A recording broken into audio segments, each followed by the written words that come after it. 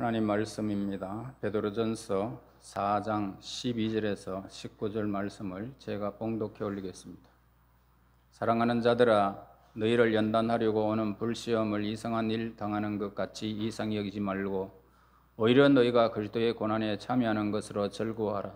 이는 그의 영광을 나타내실 때에 너희로 즐거워하고 기뻐하게 하려 함이라. 너희가 그리스도의 이름으로 치욕을 당하면 복이 있는 자로다.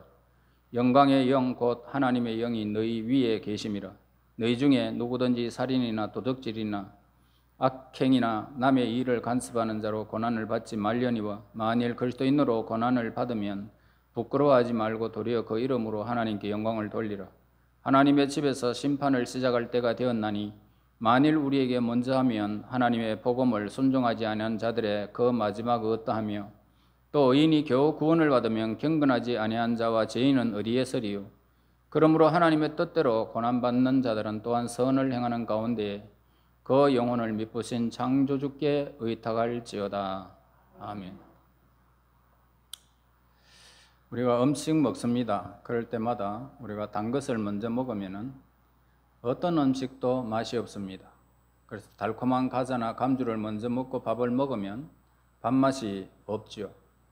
음식은 처음에는 달지 않는 것, 맛이 강하지 않는 것, 그것부터 우리가 먹어야 되겠습니다.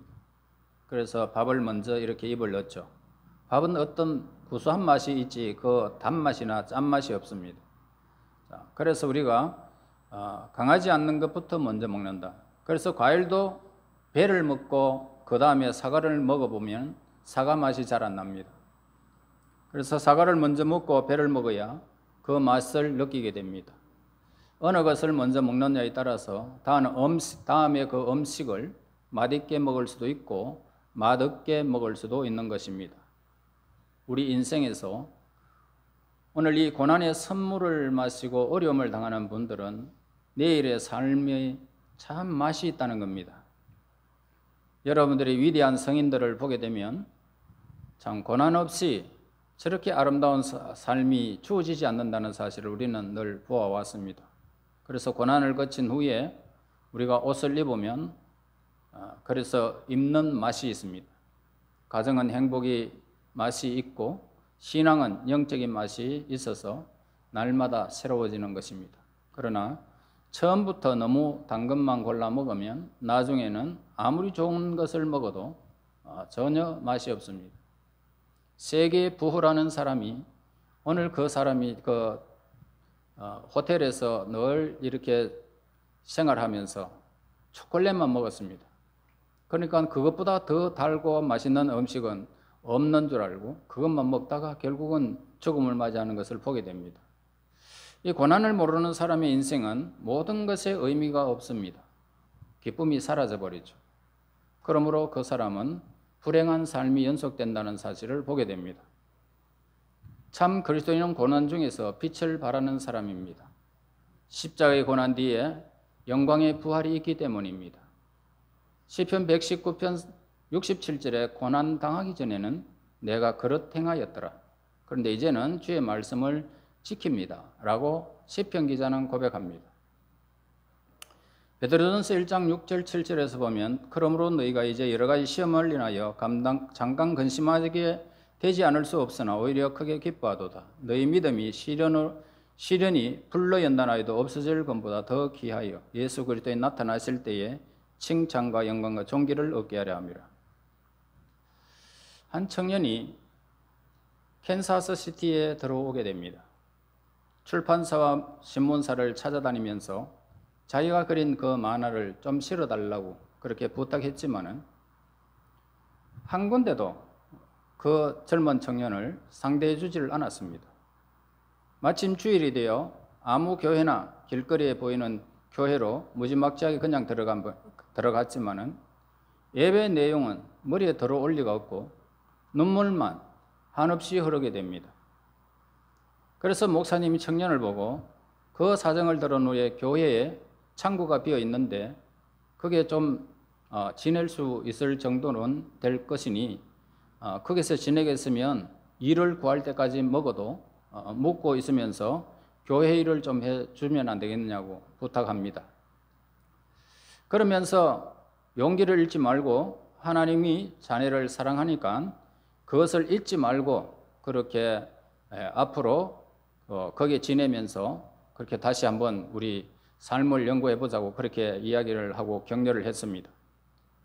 그래서 이 교회 창구는 밤낮 가리지 아니하고 지가 많이 나타나게 됩니다. 그래서 먹을 것을 조금씩 주자 지들은 도망가지 않고 그렇고 이 지를 굉장히 계속 관찰하는 중에 있습니다.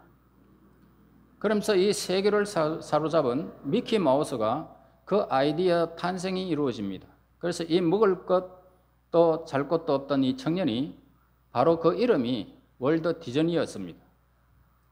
그래서 고난은 천국으로 인도하는 채찍이고 고난은 기쁨과 승리의 전주곡이라는 사실을 우리에게 일러주고 있는 것입니다.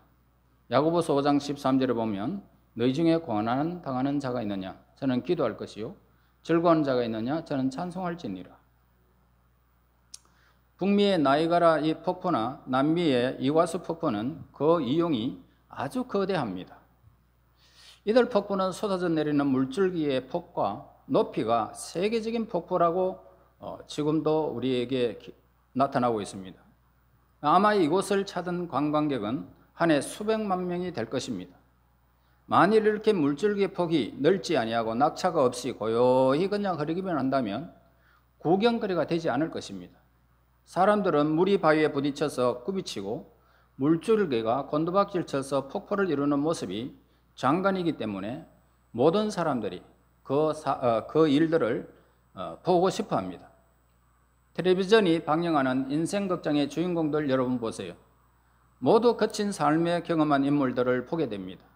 부딪히고 꺾이고 떨어지고 망가진 곳에서 다시 일어서는 사람들의 그런 이야기들을 우리가 보게 되면 감동을 받게 됩니다.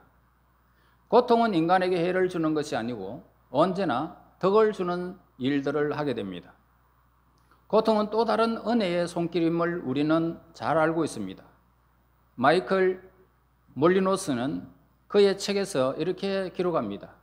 고통은 영혼을 깨끗게 한다. 고통을 통한 영혼의 정화는 인내를 낳는다라고 말했습니다. 그러므로 오늘 우리가 이 인생이 너무 아름답다라고 할 수 있는 그런 사람들을 들여다보면 대부분 고통으로 만들어진 사람들을 보게 됩니다. 베드로전서 5장 9절 보면 너희는 믿음을 굳게 하게 하여 그를 대적하라. 이는 세상에 있는 너희 형제들도 동일한 고난을 당하는 줄을 알미라. 로마서 8장 17절에 보면 우리가 그와 함께 영광을 받기 위하여 고난도 함께 받아야 할 것이니라. 디모데후서 3장 12절에 무릇 그리스도 예수 안에서 경건하게 살고자 하는 자는 박해를 받으리라. 그러므로 믿음이 좋은 하나님의 자녀들 가운데서는 고통스러운 인생을 사는 분들이 많았다는 것을 보게 됩니다. 우리가 성경에서도 요셉은 고난의 사람이었습니다. 욥도 마찬가지입니다. 다윗도 마찬가지입니다. 모두가 고난의 사람임을 우리는 보게 됩니다. 그러나 그들의 고난을 이기고 난 다음에 영광은 이루 말할 수 없는 총리 그리고 왕 그리고 이 욥도 140년이나 더 살면서 엄청난 부를 누리면서 살았던 그의 생애를 노년에 우리는 보게 되어집니다. 성경 속의 위대한 인물들은 이렇게 고난 속에서 인생의 꽃다운 삶을 살았던 참으로 아름다운 모습들을 보게 됩니다. 인생의 성패를 순경 속에서 찾으려는 사람들이 있습니다. 언제나 모든 것들이 잘 되는 것이 복이다라고 생각하는 사람들이 있습니다. 그러나 인생의 성패라고 한다면 그런 아주 형통한 삶 속에는 없다는 것입니다. 오히려 고난을 극복하려는 의지 여부에 따라서 그의 삶이 아름답게 그렇게 꼽히는 것을 보게 됩니다. 그러면 고난 극복의 힘은 무엇일까? 먼저 우리가 용기가 있어야 되겠죠. 용기야말로 고난의 벽을 뛰어넘게 하는 삶의 동력임을 우리에게 가르쳐 줍니다. 다윗이 골리앗을 이길 수 있었던 것이 뭡니까? 바로 하나님을 믿는 믿음 안에서 용기 때문이었습니다. 용기는 고난을 두려움의 대상으로 보지 않습니다. 극복의 대상으로 보게 한다는 것입니다. 극복할 수 있다는 겁니다. 그리하여 고난과 당당히 맞서서 싸우게 되는 것입니다. 문제는 이 용기가 믿음에서 온다는 사실을 잊고 살아서는 안 되는 것입니다. 그래서 믿음 있는 사람은 반드시 용기가 있다는 겁니다. 삶의 용기는 하나님을 신뢰하고 의지하는 믿음에서 우러나오는 것이 용기입니다. 과연 믿음은 삶의 용기를 주고 용기는 삶의 변화를 주는 것입니다. 그리하여 고난의 바다를 기쁘게 당당하게 행하도록 삶의 힘을 주는 것입니다. 따라서 믿음으로 우리는 고난 중에도 기뻐하라 라고 우리에게 가르쳐 주는 이 말씀은 우리의 생명임을 우리는 알아야 할 것입니다. 능력입니다. 그래서 고린도후서 7장 4절에 보면 내가 너희를 향하여 하는 말이 담대한 것도 많고 너희를 위한 자랑하는 것도 많으니 내가 우리의 모든 환난 가운데서도 위로가 가득하고 기쁨이 넘치는도다. 여러분들이 아시다시피 에레미야 선지자는 눈물의 선지자, 고통의 선지자였습니다. 그래서 그는 하나님 말씀을 전한다는 그 이후로 평생 동안 고난을 당하는 삶을 살게 됩니다. 그리고 형통한 삶을 살았던 이 솔로몬도 이 세상을 슬픔의 현장으로 보았고 바울도 이 세상을 피조물과 함께 탄식하면서 고통하는 곳이다 라고 그렇게 정의한 바 있습니다. 온 우주 만물이 고통당하고 탄식하는 이 현장에 태어난 이 사람이 어떻게 고통을 모르고 생을 마칠 수 있겠느냐라는 겁니다.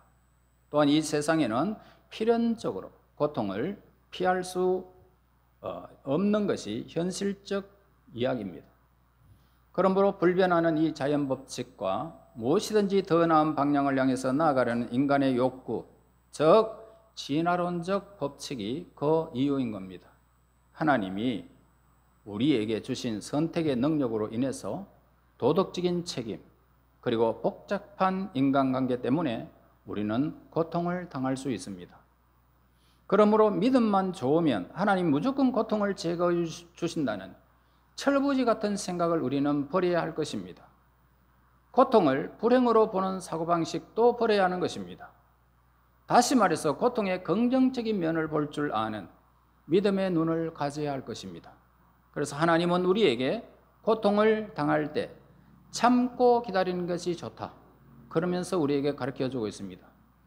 이스라엘 백성들이 홍해 앞에 가로막혔을 때에 그들은 이러지도 저러지도 못하는 진퇴양난에 빠지게 됩니다.